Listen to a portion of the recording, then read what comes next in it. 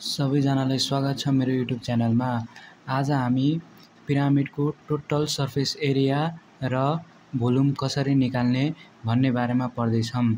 हाम्रो पिरामिडको यसमा जुन ट्रायंगलको भाग आइरहेछ, ट्रायंगलमा जुन बीचबाट आछ त्यसलाई याल इक्वल टु स्लान्ट हाइट भनिन्छ र यसको ट्रायंगलको यो भाग छ बेस बेस बेस बेस। यसलाई हामीले बेस एरिया बी वा एरिया अफ बेस ए भनेर पनि चिन्छौँ र यो जुन बीचको पिरामिडको बीचको भाग छ त्यसलाई चाहिँ हाइट अफ पिरामिड भनेर चिनिन्छ। यसको लागि हाम्रो टोटल सर्फेस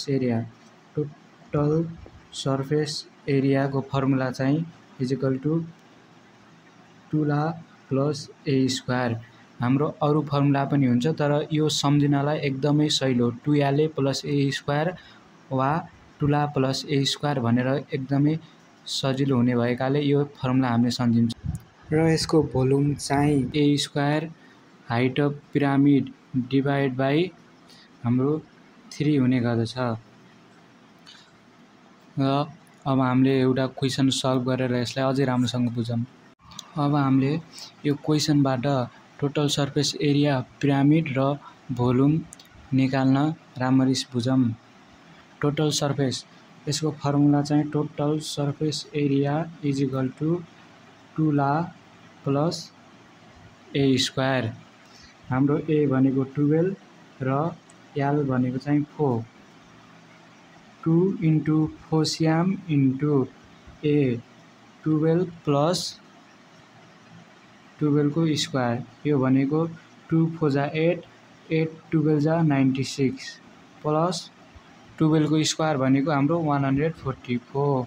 अब यसलाई जोडौँ यता रफमा 144 प्लस 96 6 प्लस 4 10 को 0 क्यारी 1 9 1 10 10 प्लस 4 14 को 4 क्यारी 1 र 2 240 सेन्टिमिटर स्क्वायर।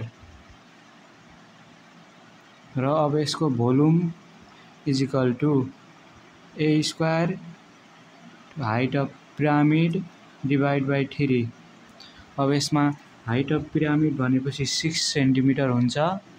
6 सेन्टिमिटर भनेपछि ए स्क्वायर हाम्रो 12 को स्क्वायर छँदैछ र हाइट अफ पिरामिड हाम्रो 6 सेन्टिमिटर भएकाले डिभाइड बाई 3 3 1 जा 3 3 2 जा 6 144 इन्टु 2। अब यसलाई रफमा गरौँ हामीले 144 इन्टु 2 2 4 जा 8 2 4 जा 8 2 1 जा 2 288 सेन्टिमिटर क्युब। हाम्रो एरियामा स्क्वायर र भोल्युममा चाहिँ मिटर क्युब युनिट लेख्न चाहिँ तपाईले कहिले पनि नबिर्सिनु होला। होपफुल्ली सबैजनाहरूले पिरामिडको टोटल सर्फेस एरिया र भोल्युम कसरी निकाल्ने भनेर बुझिसक्नु भएको होला। अब चाहिँ तपाईहरुको लागि होमवर्कका रूपमा या प्र्याक्टिस गर्नको लागि मैले 2-4 वटा क्वेसनहरु दिएको छु। तपाईले सल्भ गरेर कमेन्ट बक्समा एन्सर लेख्नु होला र यदि तपाईलाई अरू इंग्लिशहरुको नोट वा अरू मोडल सेट चाहिएमा कमेन्ट गर्नु होला।